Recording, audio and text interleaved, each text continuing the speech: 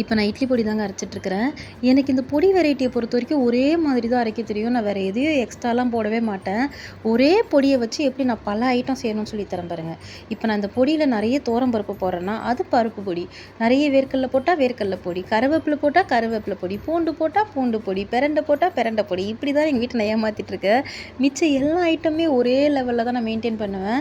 இன்னைக்கு நான் நார்மல் இட்லி பொடியும், பூண்டு பொடியும் தான் நுணுக்க போறேன். அப்படின்னு உங்ககிட்ட சொல்லிட்டு, ஒரே பொடிய தான் நான் அரைக்கிறேன். அத 2ஆ பிரிச்சுப்பேன் நானு. ஃபர்ஸ்ட்டு காஞ்ச மிளகாய், உப்பும் போட்டு அரைச்சா தான் அது நல்லா மஞ்சிருச்சுன்னு வச்சுக்கோங்க.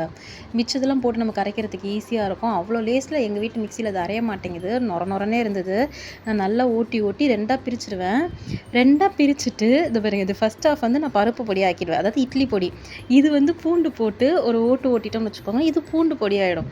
ஏம்மா இதெல்லாம் ஒரு வேலையாம்மான்னா, நான் அப்படிதாங்க பல வருஷமா எங்க வீட்ல பண்ணிட்டுருக்கேன். பாருங்க கலர் கூட நல்லா டிஃப்ரென்ஸ் தெரியுது.